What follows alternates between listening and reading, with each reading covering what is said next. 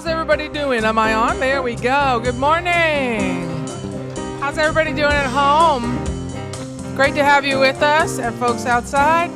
So, we got Joanne Finn in the house. Yes. We're going to sing I Am Opening, Rise in Body or Spirit. Get ready to sing along. This song has two parts. So, you can choose your favorite part and stick with that. You can sing them in a round. You'll see Joanne and I will be doing that. All right, here we go. 1, 2, 3. I am opening up in sweet surrender to the luminous love light of the one. I am opening up in sweet surrender to the luminous love light of the one. I am opening. I am opening. This is the other part. I am opening. I am opening. I am opening up in sweet surrender to the luminous love light of the one. I am opening up in sweet surrender to the luminous love light of the one. I am opening. I am opening. I am opening. I am opening. Choose your part. I am opening up in sweet surrender to the luminous love light of the one. I am opening up in sweet surrender to the luminous love light of the one. I am opening. I am opening. I am opening. I am opening. I am opening up in sweet surrender to the luminous love light of the one. I am opening up in sweet surrender. Keep it going. Luminous love light of the one. I am opening. I am opening. I am opening. I am opening. Last time. I am opening up in sweet surrender to the luminous love light of the one. Here we go. I am opening up in sweet surrender to the luminous love light of the one.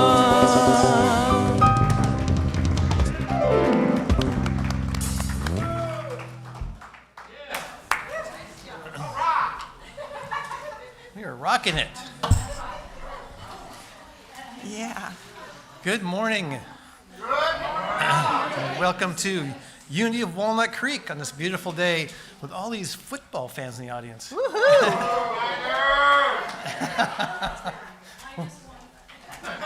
you? My name is Bob Hardy. Can't you read that from here? And I'm Laurel Patterson, and together, of course, Laurel and Hardy for your entertainment. Welcome to our service. We want to bless everyone and who is watching online especially. Your presence adds to our spiritual community, and we are grateful that you're here with us. Thanks for joining us. They're not put on the screen here. Please join me and welcome our featured musician, our own Joanne Cosmos Finn. Yay! Joined by Mark Rickey on the keyboards, magical piano player, and Dusty Prock on bass, and Daniel Cueva on drums. And then, of course, Lisa Snordham Phelps is our Unity song leader today. Thank you for sharing your music. And Reverend Kristen will deliver today's message, which is entitled Cultivating Compassion. Compassion, yes. Before we begin, I invite you to turn your cell phones to silent or stun during our service so we can celebrate this time together. Let us take a moment to be grateful for the land that our center rests upon. This is Bay Miwok and Ohlone land. We honor the Bay Miwok and the Ohlone people of today and are grateful for those who stewarded this land before us. We commit to taking care of those sacred native grounds and our Mother Earth. Unity is a positive path for spiritual living.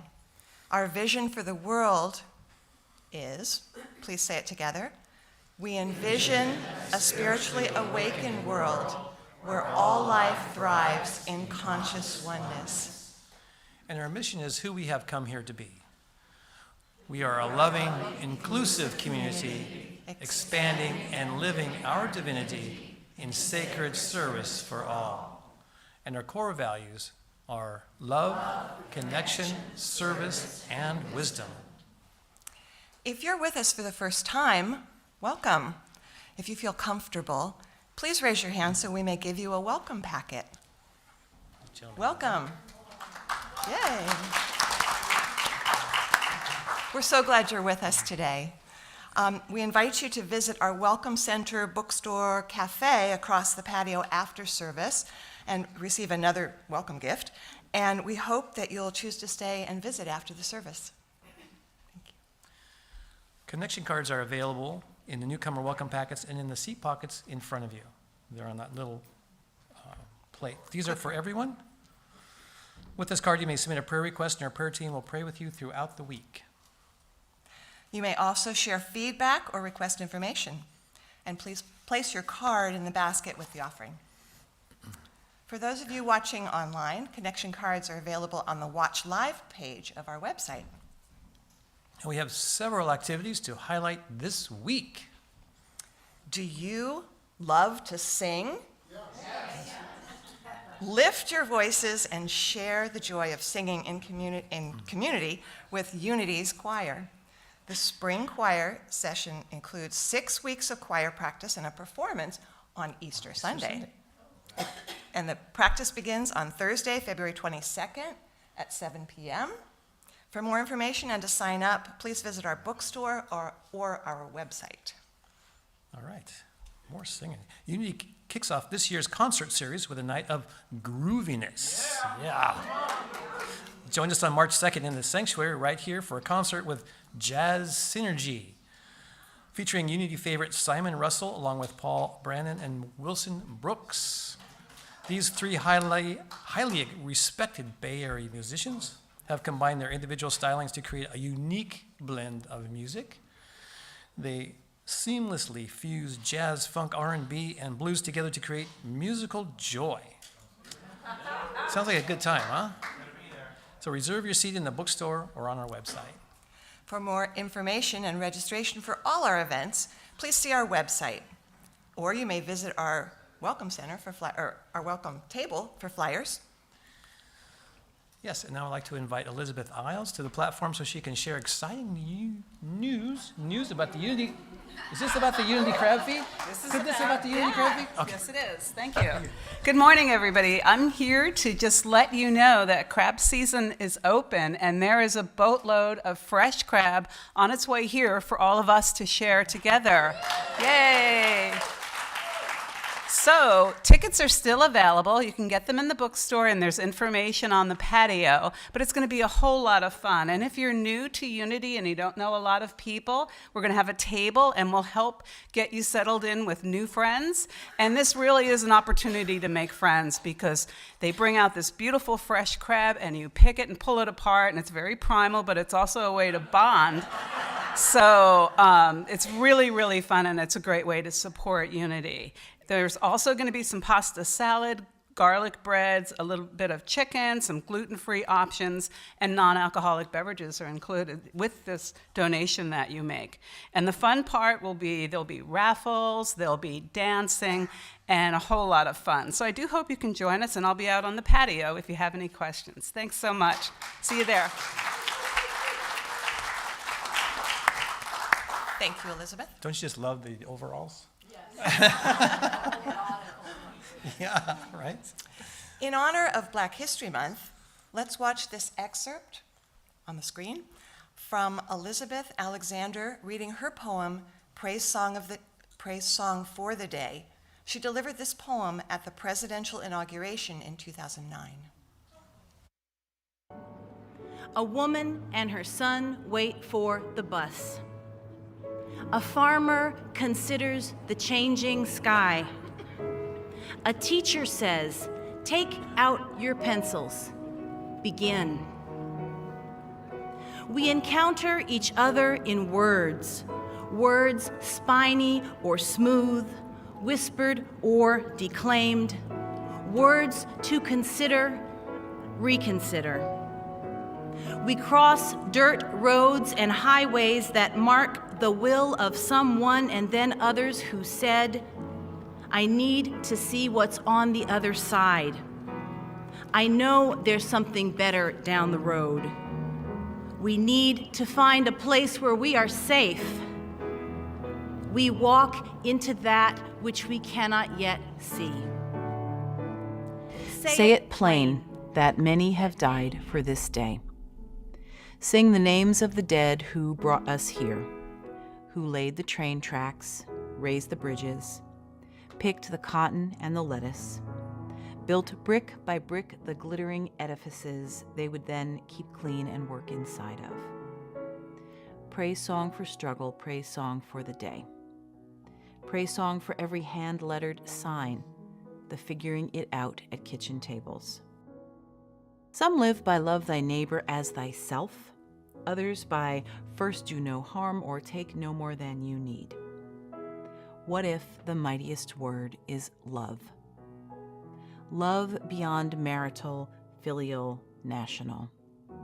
Love that casts a widening pool of light. Love with no need to preempt grievance. In today's sharp sparkle, this winter air, anything can be made, any sentence begun. On the brink, on the brim, on the cusp. Praise song for walking forward in that light.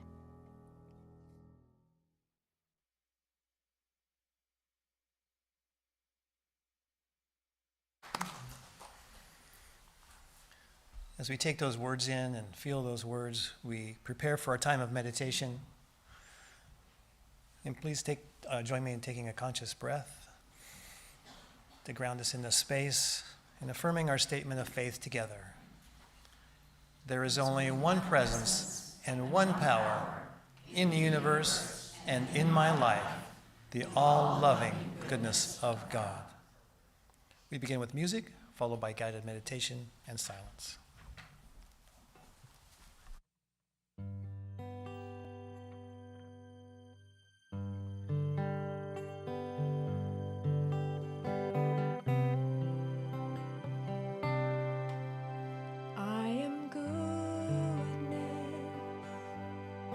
Grace beyond measure, I am peace, here and now. I am wholeness, filled with compassion. I am love, I am love.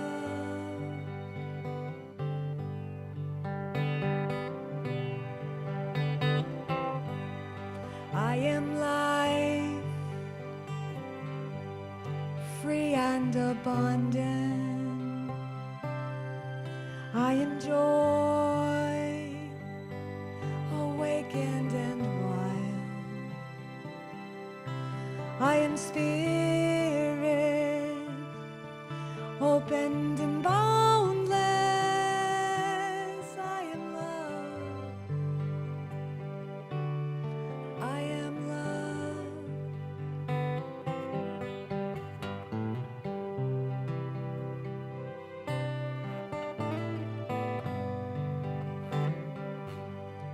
We are goodness, grace beyond measure. We are peace, here and now. We are wholeness, filled with compassion. We are love. We are love.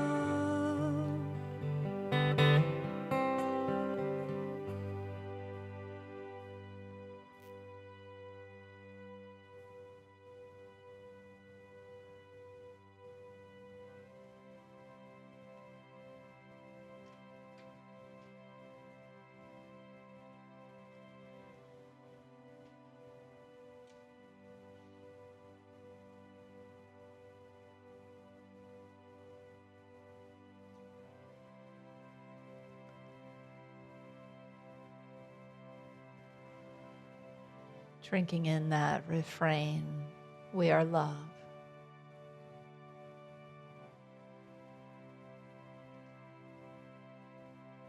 And for each one of us, affirming the great I am of our being, I am love.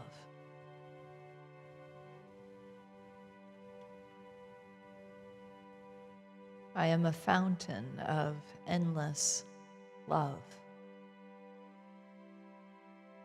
Because simply by opening my heart, I let love flow. Its source is deep within me and beyond me. I just simply open the door.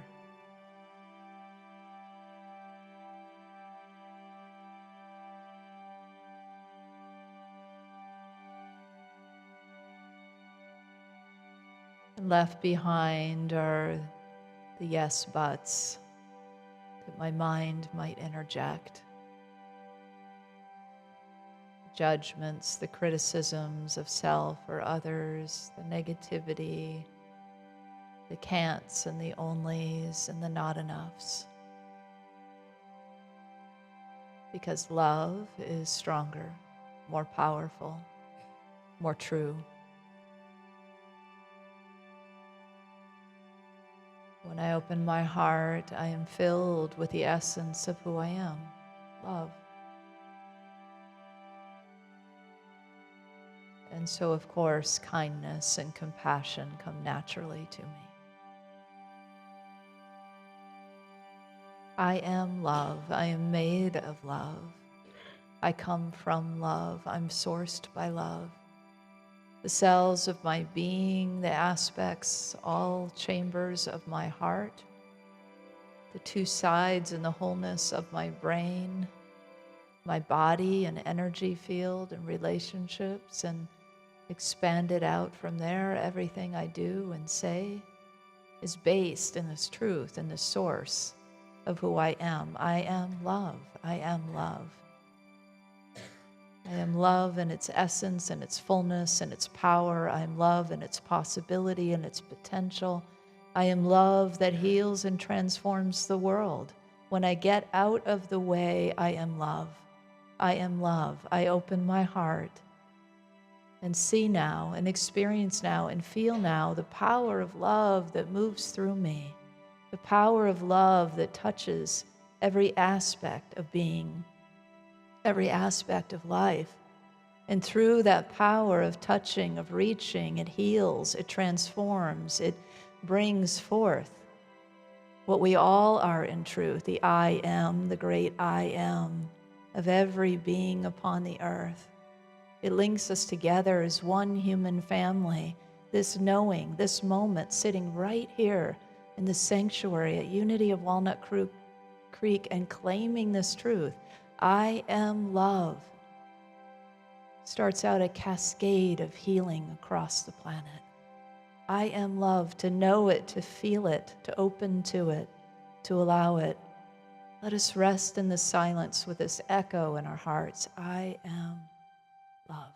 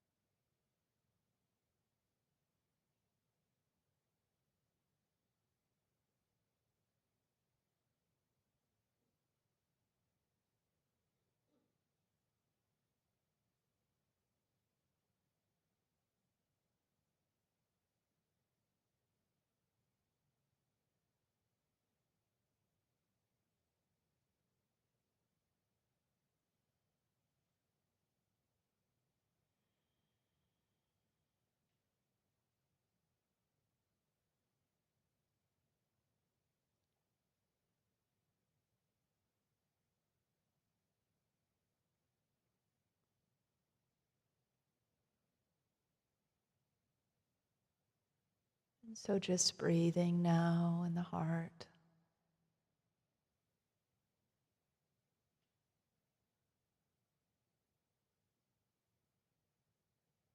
Settling into the knowing.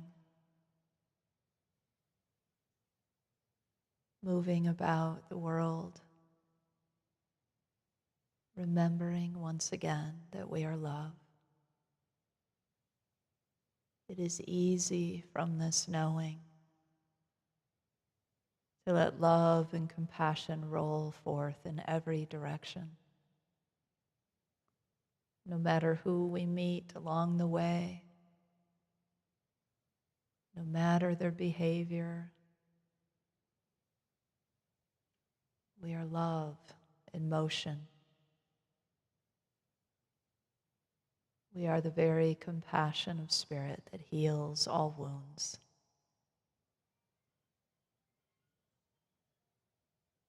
Thank you, Spirit, for reminding us today, again, who we are, so we can go out into the world and easily and effortlessly stay open and bless and contribute to the healing of our own beings, our own lives, and all the world. And so it is.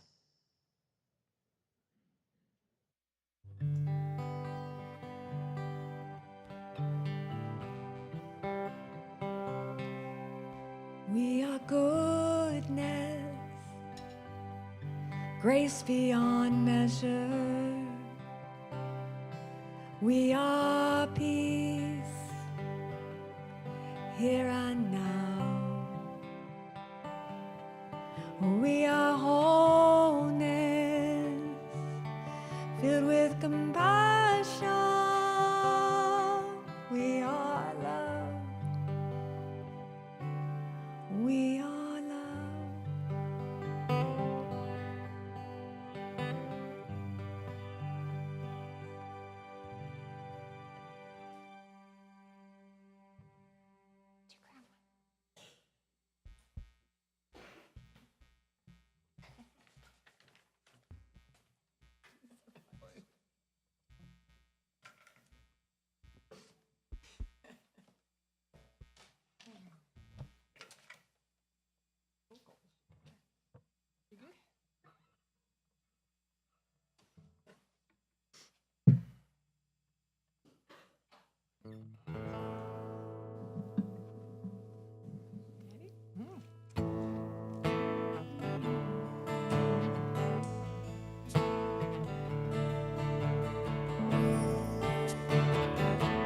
Find a gentle way of knowing.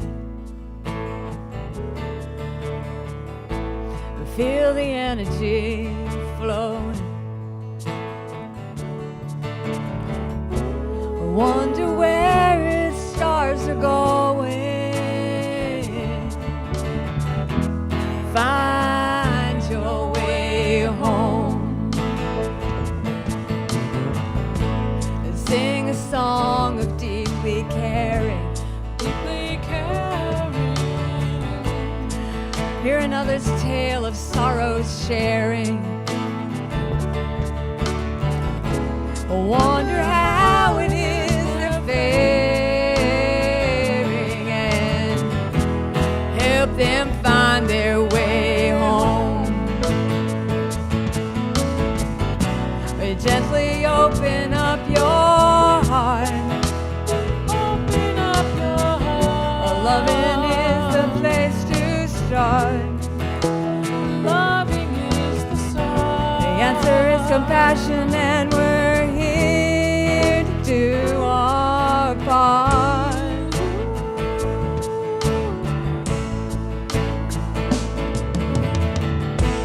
Find a gentle way of knowing. Feel the energy of flowing. Wonder where the stars are going, and find your way home.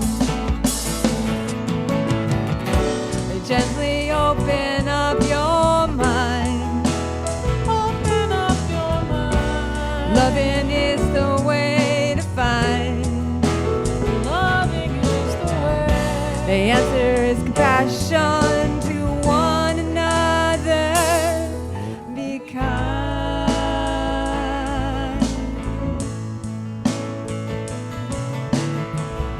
I found a gentle way of knowing. Felt the energy of life flowing. Saw the stars and where they're going, and I found my way home. Found my way home. Found my way home.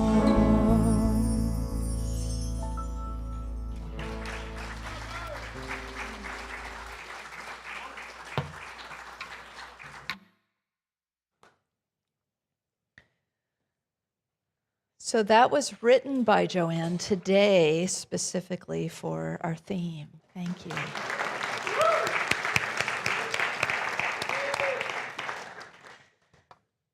Joanne is becoming quite the musician in the Bay Area. You can see her at Luigi's and Martina's, where she also organizes a bunch of other musicians, and she has a show on the 24th. So come see her. You can see her other places too, but that's her mainstay, right? Besides here, of course. This is your mainstay. Well, hello, everyone. Good morning. Thank you for showing up on Super Bowl Sunday. So last month, the New York Times featured this article that really got Brenley's attention, who sent it to me. It really got my attention, and I wanted to share with you today this really beautiful ritual that it talks about. It's an article by Rabbi Sharon Brous, who wrote the book, The Amen Effect, Ancient Wisdom to Mend Our Broken Hearts and World.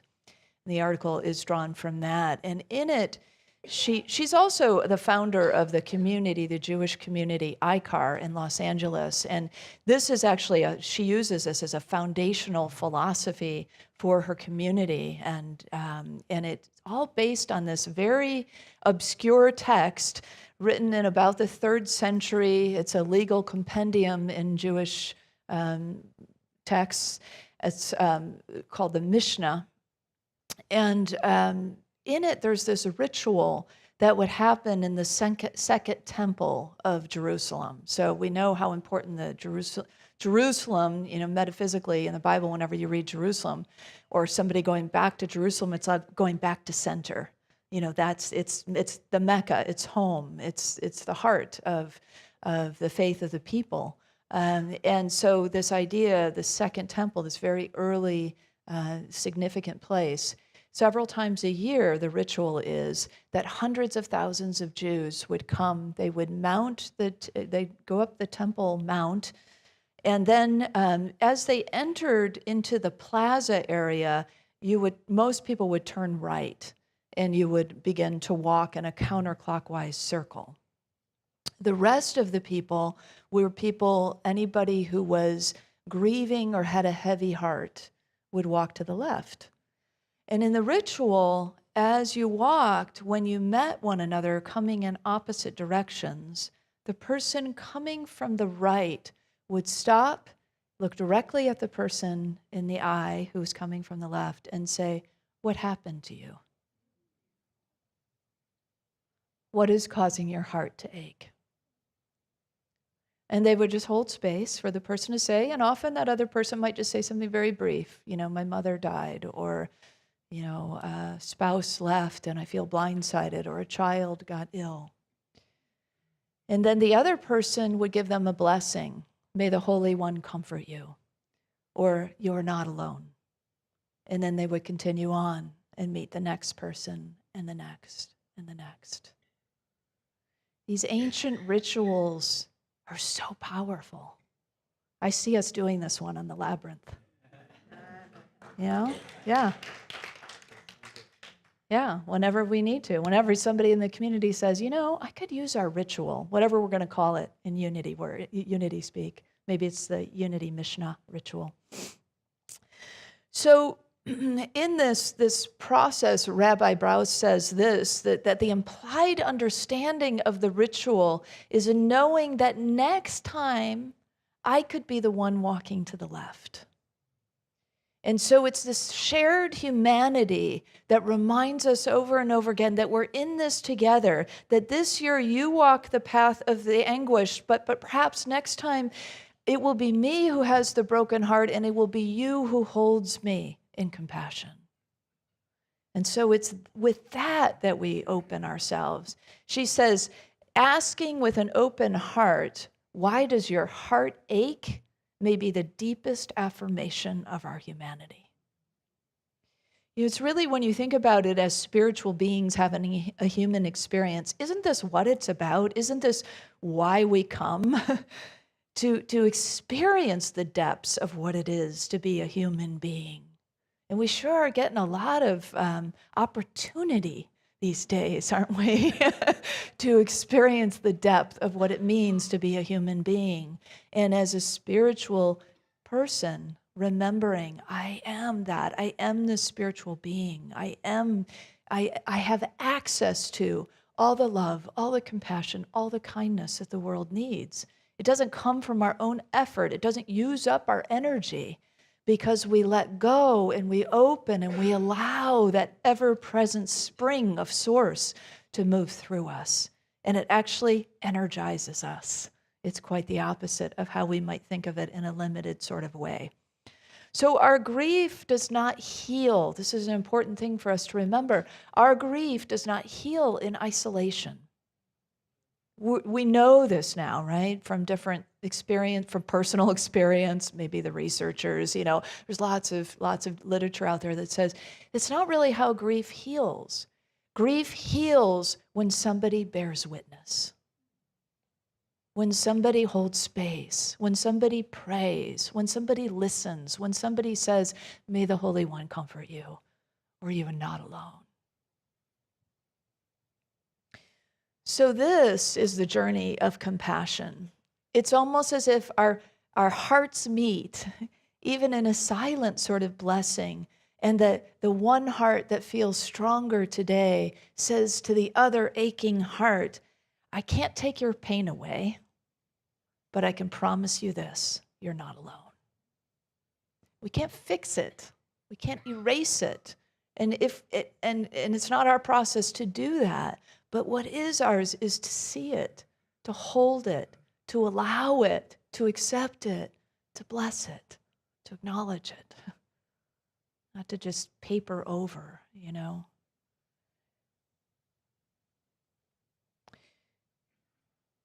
Gaza just is really like, I feel like I carry that all the time. Do you feel that way? Yeah, it's just like, it's like at the bottom of all of our hearts, just like, and there's this knowing that even here, even in the midst of this utter inhumanity that we are experiencing on the planet in different places, I know Gaza's not the only one, Ukraine and other places, that opening, that allowing, that giving over to Spirit, to recognize I cannot hold this alone. But there is an allness of Spirit. There is a source of Spirit. There is something I can tap inside of me that is so powerful, so able, so flowing of the power of love to heal and transform. If I just open the door and don't let the small stuff get in the way, let that stuff be left on the cutting room floor, if you will, unedited, just flowing, just raw love. That's compassion in one of its forms, one of love's many forms. Kindness, another. Generosity, another. It's all connected, isn't it? We began this series of Jumpstart Your Heart 5 weeks ago with the idea of the law of circulation. And back then we talked about a story that really is all about compassion, a familiar biblical story called the Good Samaritan. And I'll just recap it again for those who are trying to remember right now. What is that story again? And so in that story, there is a man who is beaten and stripped naked and robbed and left for dead on the side of the road. And along comes a priest, and he crosses to the other side and leaves the man. And then next comes a Levite who, at that time and culturally, a Levite would have been considered a high-level, well-respected person. And a Levite man could choose to become a priest if he wanted, and if he became a priest, he would be considered higher than a regular priest. So along comes a Levite, crosses the road. The third who comes along is a Samaritan, and it's the Samaritan who stops, who binds the wounds of the man, who puts clothing on him, who puts him on a donkey, takes him to an inn, gives the innkeeper denarii, asks him to care for the man, and he'll be back in a few days to check on him again. Now, alone, the story is understandable, like just in its general understanding, we get the story, right? But also in its historical, cultural context, it has another level of impact. Jesus is telling the story to Jewish people, and that Jewish audience is hearing it through a sense of expectation, right? We know which person is going to help. Of course, the Jew is going to help. Because Samaritans were not only considered lower than the Jews in the Jewish mind, but also they were arch enemies. And so the Samaritan is definitely not going to be the one to help, right? And then on top of it, these Jews that are coming along are a Levite and a priest. Yeah, this is a no-brainer, right? We know who's going to save the day here. So imagine how shocking it was then to them to hear this story at this other level, right? It would be like today, here's a parable for today to use this story. Let's say a transgender person is left, beaten, stripped naked, left for dead, robbed. It's not very much of a reach. And along comes a socially liberal person, crosses the street. Along comes another socially liberal person, crosses the street. The third person who comes is a self-proclaimed white supremacist. That's the one who helps. That's the one who binds up the wounds. That's the one who prays. That's the one who brings to the hospital. That's the one who pays. That's the one who comes and checks again. So often we have this fixed idea in our tribalism, and I can't think of a better term to say, but it shoots us in the foot of our work to do as spiritual beings, our walk on the spiritual journey. By thinking in those ways, we leave people out of the circle of our love, and our work as spiritual beings is to go to the edges of the circles of our love and say, who do I leave out?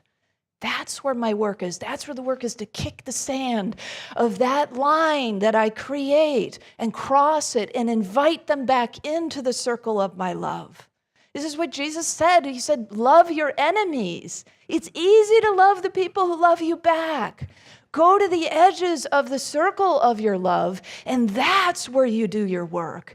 Get out of the tribal mind that says, my people do this and your people, they would never save that person on the side of the road. How do you know? How do you know their heart? How do you know what goes through their minds? How do you know what they really, really believe, or what they would do when push comes to shove? We don't. We don't. And our work is to expect us all to act like a good Samaritan.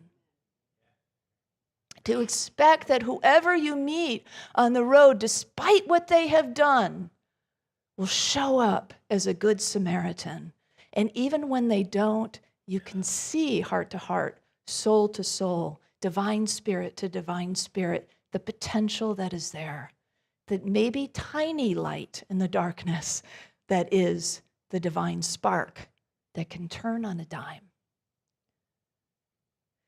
So that's, I think, the edge of our work. When Dr. Amy Jill Levine comments on the parable of the Good Samaritan, she says this parable is a vision of life. It's not a vision of death.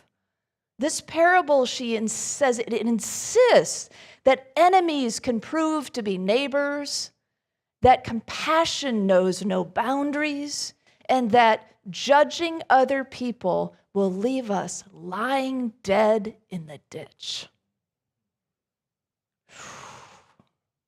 Whatever the basis of that judgment is, it doesn't matter. Our petty things, our big tribal otherness that we do, it's getting out of that mindset and getting into the consciousness of oneness that heals the world. The consciousness of love from which we are made. To remind ourselves and each other again and again and again, I walk the path of love. I'm made of love. I'm sourced by love. It's the easy path in some ways. Because once it becomes a practiced way of being, this staying open, this keeping the heart open, this expecting the good and looking for the good as we enter an election year, expecting the good, looking for the good, being the love, being the source of love, being the divine presence, going to the edge of my circle and to say, where is that circle where I constantly leave this person out or that group out and say, this is my work. Spirit, help me. Show me the way. Show me how I can kick down those places where I have created boundaries around my heart because I want to feel the fullness and the power and the presence of the love I have come here to be.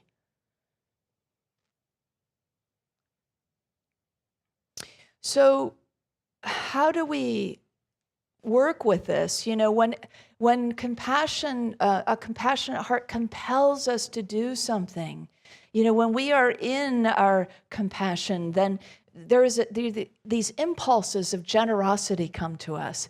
Do you have those moments when you think, you know, I really want to write that person a note who did something very kind, or I experienced something of them, or I want to give, you know, financially to someone, or I want to write a good review for that kid behind the register that just went the extra mile so that, you know, and then you kind of get busy. Did anybody do this?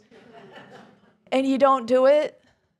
Yeah, I feel like this happens all the time to me. I have a really good thought, a really good intention. But if we stay in the compassion of our hearts and the love of our hearts, it will become our priority. Our priorities will get reprioritized automatically because we are living as spirit. And spirit says, oh yeah, where there is good to be spoken, where there is good to be done, where there is an act of kindness or compassion or love, that is automatically our priority. Way more so than everything else you think you're supposed to be doing. And so it's that kind of living and walking and embodying that allows us to reprioritize our lives and to feel the joy that happens when we do, to feel the power of the love that moves through us and the connections that happen and what we feel like we're contributing then to the world to help heal the world, to help transform ourselves, awaken ourselves as a whole human family. Bro says that showing up doesn't require heroic gestures.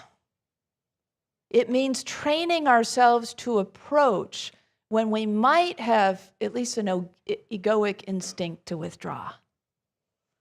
Right? Whatever that is, that fear or protection or whatever it is that it kind of says, no, I don't think I will say anything to that person. But yet you see that person and, you know, their frown is going down to the floor, and you know they could use a little uplifting. And then you walk by because you don't know them, you don't know, you don't want to get involved. But Spirit says, get involved. Get involved. Because that intuition is telling you this person needs a hand. They need a heart. They need a listen. They need a blessing. They need you to say, the Holy One will comfort you. They need you to say, you're not alone. It's one of the biggest hinges of compassion is to recognize that it is about shared humanity. Is it about a shared human experience? Kristen Neff is a self-compassion expert. She says this is like one of the big key elements is the isolation we tend to do when instead what we really need is a recognition of our shared humanity. And that's what compassion offers us. So it brings us to oneness, and it brings us to an understanding too that as we are in this together, pity has nothing to do with compassion. It's never about that. It's always about this spirit of recognizing we are together. The artist and activist Lily Watson said, "If you have come here to help me, you are wasting your time. But if you have come because your liberation is bound up with mine, then let us work together." And so it's a recognition constantly of that. There I go. Here I am meeting myself in the opposite direction. My brother, my sister, my sibling, my mother, my father, my parent, whatever it may be, my child. Here we are as family. And I do the best I can to open my heart and to be the compassionate presence I have come here to be. So here's an important piece in all of this. It's to recognize that there is also a component of self-compassion.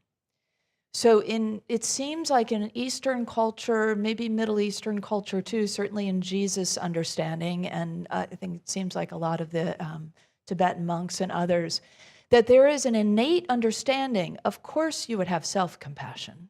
Of course you would have self-love. And in our Western culture, we have to put a fine point on that because we forget, right? We somehow leave ourselves out. It's not innately assumed that there is also self-compassion, that there is also self-love. I mean, it's clear when Jesus says, love your neighbor as yourself, he thinks it's a given that you're going to love yourself. And yet we say, well, is it? And so it's that also self-compassion, self-love that is such an important part of the equation. Because I think a lot of times we think, okay, giving to others, being compassionate, sharing with others, it means somehow we give away ourselves or that we get ourselves exhausted. And that's not what it's about. It's about tapping that oneness, tapping that source and just letting it flow, and also recognizing when we need to care for ourselves, when we need to reground ourselves in our own worthiness, in our own innate worthiness, regardless of what we say or do, right? That we are always worthy, we are always enough because we are made of spirit. We are in essence divine. We are in totality the whole spirit of love, the Holy Spirit. So there was years ago a story, actually you might know this story, it's been told many times. The woman the main character is Kiso Gotami. So this happened maybe, 2,500 years ago or so. That Kiso Gotami's son, her only child, died. She was from a wealthy family. Her son was a baby, and she couldn't accept it. So she walked around with her son in her arms, asking everybody if they could help heal. And she'd go to all the doctors of the day and probably witch doctors of the day and all the different healers that she could find, and maybe even just people on the street, and just say, "What do you have any herbs? Do you have anything you could give my son to bring, to help him heal?" And everybody was just kind of like, Kiso, he's not alive, So finally somebody said, "Look, I think there's somebody you might be able to help you." And they sent her to what today, the person today who's known as the Buddha. And he said, "Yes, I think I can help you." He said, "So what I want you to do is go around and everybody you meet, go to different households and knock and ask for a mustard seed for every household that has not suffered loss, and then, bring it back to me." And so she went, and she was knocking and knocking and knocking and knocking, and every door had no mustard seed because they had all experienced some kind of death in the family, some kind of loss. And so after a long while, it dawned on her, oh, everybody experiences this. And so she recognized and accepted the loss of her son. She buried her son. She went back to the Buddha and she said, I have no mustard seeds. And she became a devoted follower of the Buddha from then on. So back to this Jewish ritual, the Mishnah ritual, there's another part to it. Not only the people that walk left are in grief, but there are also people who walk to the left who have been ostracized. And it was a rare punishment, but it was part of a punishment. I've heard of this also in the, suddenly lost the Amish community, that it's, the social ostracizing that happens when somebody has done something to rent the social fabric of the community. Maybe it's a crime, maybe it's something else, who knows? And it's a pretty severe punishment because a person cannot participate in prayers, they're left out of a lot of the social gatherings, and so they're having this isolated experience. But every time this ritual happens, they're welcomed back in, and the same process happens. They walk, they meet somebody from the right, and a person says, "What happened to you? Tell me about your aching heart." And then gives them a blessing. This is pretty remarkable when you think about, how we often deal with ostracized people in our world. What it brings to mind for me is a story from Anthony Hinton from Just Mercy. The book and the movie tells the story, his story, where he was on death row for 28 years, and he was wrongly accused, and denied justice at every turn. And he was just in such despair, he stopped speaking.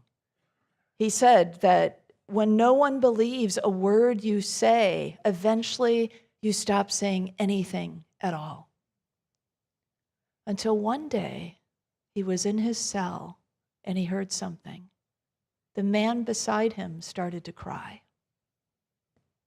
And he said, "My compassion woke up." He said, he credits his mother. He said, "I just started to feel it, and so much so that I spoke, and I asked the man why he was crying." And he said his mother had just died. And he said, "I surprised myself as I started to speak, and I said, look at it this way. Now you have somebody in heaven who can argue your case before God." And then he said, I told him a joke. He said, and I could feel my voice was coming back.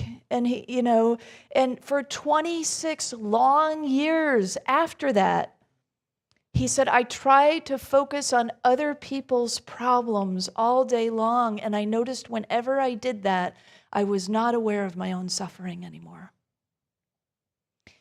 And what Hinton did transformed that whole prison ward, that wing, death row wing, where the other men, mostly men, begin to also treat each other with greater compassion. So if it can happen in the most joyless place on earth, death row in prison, we can make this happen in our world, where we bring forth our compassion and our kindness, despite whatever circumstances are happening around us, despite what other people are doing, just to know, in our compassion, we do know this person is scared, this person is whatever, sad. They've been hurt in some way. And I can meet them on the higher ground of compassion and help them, and help myself in the process. So compassion can heal entire communities, it can heal neighborhoods, it can heal workplaces, it can heal nations, and it can heal our world. It may seem like a lot to bite off and chew when we go all the way to the world, but if we think about it in this way, in these smaller gatherings of people, it then suddenly becomes more possible to our minds. So we started this series with the law of circulation. That idea is as we give, we receive. And compassion is certainly no exception to that, that there is an automatic flow, there is a circular motion, there is an experience when we are giving of ourselves, we receive also in compassion. The poet Elizabeth Alexander, who we heard from earlier, she says, "Are we not of interest to each other?" That's it, right? Isn't it the clarion call of our times to take interest in one another? And so those who aren't in your regular purview or your bubble of ideology or whatever it is, whatever those bubbles are, we create your bubble of religion and so on. If we can see and think about, are we not of interest to each other? Don't you want to know a little bit about that person's walk? Aren't you curious? Because they are your sibling in this unity, human family. And I mean unity in the broad universal term when I say that. So we can act similarly to Hinton even, who came alive again, who found purpose again by acting from this place, by listening and looking and pausing and reprioritizing to be that love in the world, to be that kindness in the world, to bring forth our compassionate heart. It's never too late. We can never sink too low, even though we may think we have, into a place of despair or depression or whatever it may be. There's always light. There's always love. There's always that line that we can grab a hold of through a prayer or an affirmation or a blessing, just a moment of hope, and turn it all around. By giving to someone else, it opens up our curiosity. By giving to someone else, it resurrects our sense of purpose. Or by giving to ourselves in this way, right? And when we do this healing and transformation train begins to roll, right? And when it does, despair turns to hope, and hope turns to faith, and faith turns to everything that we would want, vitality and wholeness and prosperity and joy. Everything springs forth out of that place. So I hope all of us, as we go forth from this moment in time, from this place, from this beautiful sanctuary, that we carry with us in our hearts this idea that we are one, that we are a part of a family, that we are wired for compassion, for love, for kindness, to let our hearts just be open and giving. And in so doing, we will receive multiple times over. I'll be close to Gaza. I'm headed to Egypt here in a couple of days. And I somehow feel like even getting closer physically carries something. I'll be going with a group that is dedicated not to just a tour, but the whole group is dedicated to the evolution of humanity. That's the purpose of the tour, is to evolve humanity. A high bar, but that's the purpose of all of us in this room, is it not? It's what we all walk with day after day after day in our hearts as people on this spiritual journey. That we want to contribute to the evolution, the awakening, the opening, the recognition of the love that we are. And one of the ways we can do that is through the power of cultivating our compassion. I will miss you all.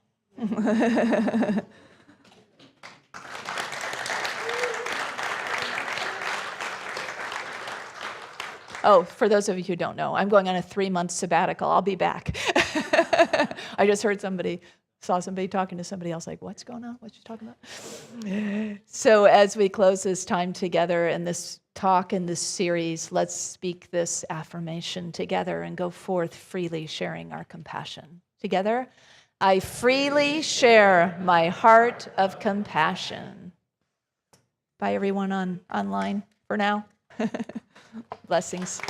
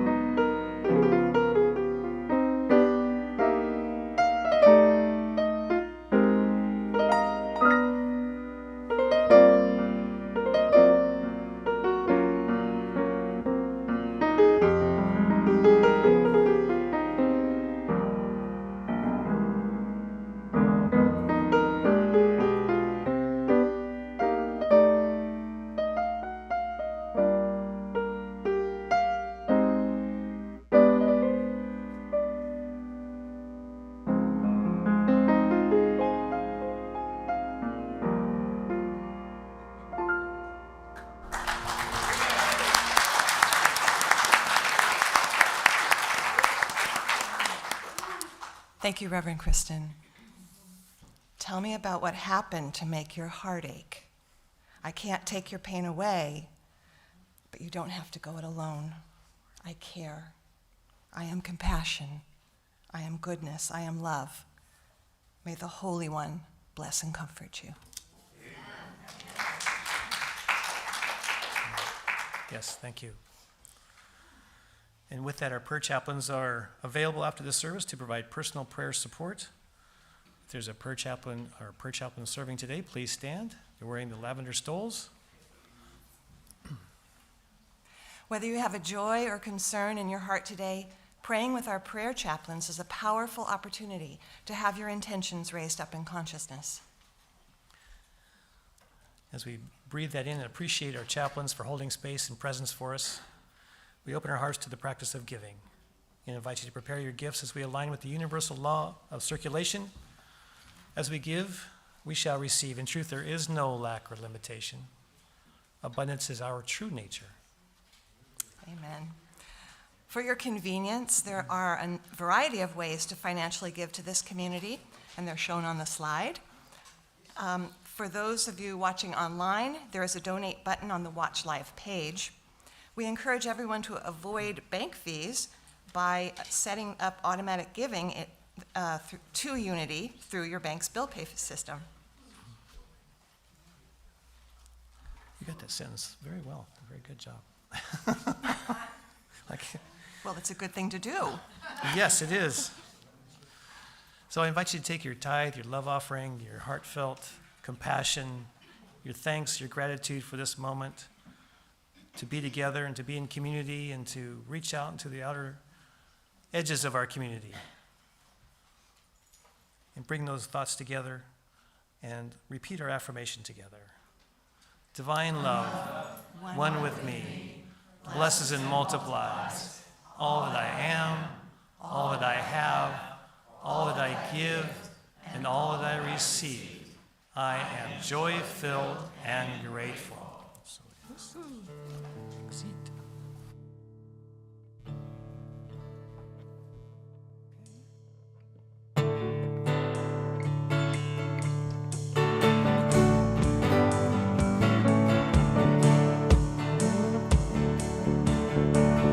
We come together as family. We have come here as we are.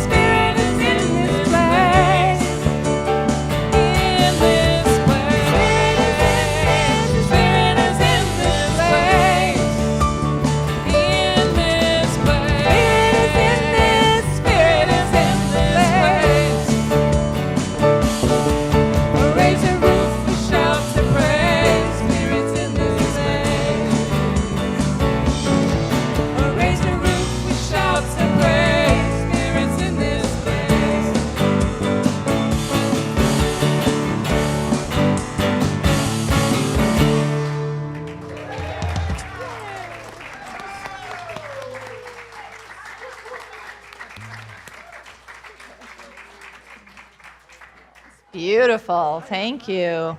You two seem like you were made to play together. That was really in sync. Beautiful.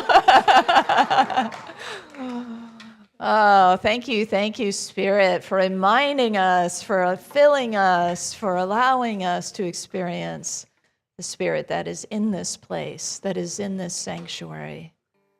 And as we go forth for the next few months, we know that we remain as a community connected, engaged, contributing.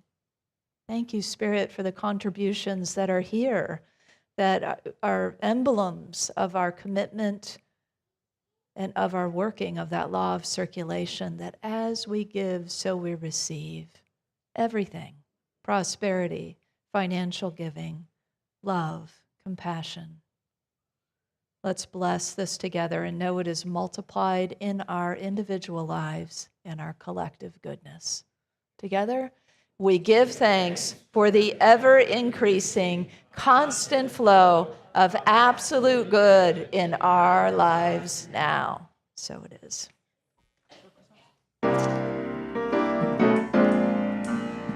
Let's bring in the kids. We are a circle of love. We are a circle of light. Come join the circle of love. Come join the circle of light. The light in you and the light in me are one. The light in you. The light in you and the light in me are one.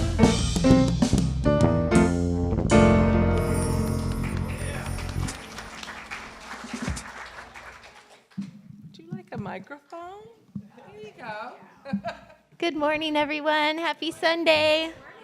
We got a nice big group today. Look at all these great kids. Hi. And we were discussing love and Valentine's Day, and we created these cute Valentines. And we had a request from the board.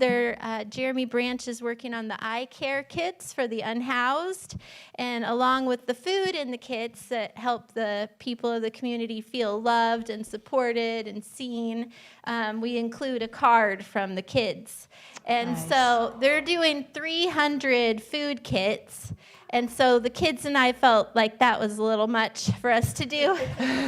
So we made a beautiful card, and then we made photocopies of them, and then they'll all be cut out and put in there. And so yeah. So we're expanding our love and light into the greater community from these kids and from Unity. Mike, do you want to share about what the Uniteens did today?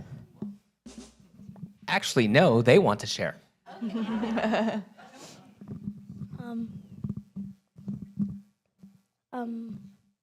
We were making like Valentine stuff for people who don't really have homes or anything.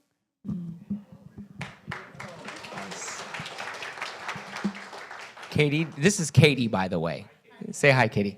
Hi. Katie, did you want to share what we talked about also? Friendship. Yeah, because with love also comes friendship. So we're talking about friendship and those we can count on in the world, in our lives. So Nice. One more thing before we go. I think we have a slide.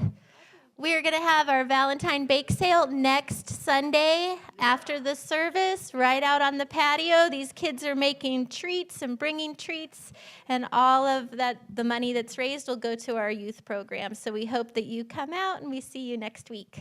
Have a great week. Oh, sorry. All right, let's bless our children, teachers, youth, the whole gamut. Love seeing you all just expanding and multiplying every week.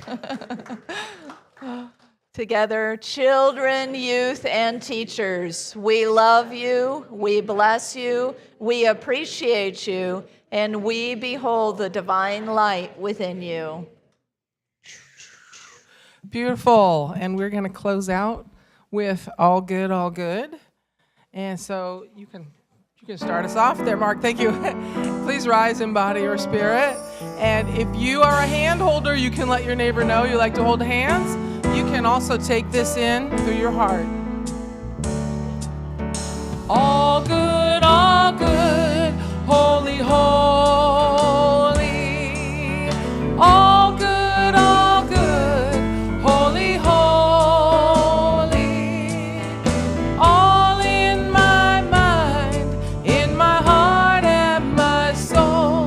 Now I know all is good, holy, holy. All love, holy, holy. All love, holy, holy. All in my mind, in my heart and my soul. Now I know all is love, holy, holy. All one, holy, holy. All one, holy, holy. All in my mind, in my heart and my soul. Now I know all is one, holy, holy. All in my mind. All in my mind, in my heart and my soul. Now I know all is one, holy, holy. You are the love and the light and the compassion on earth right now. So let your light shine.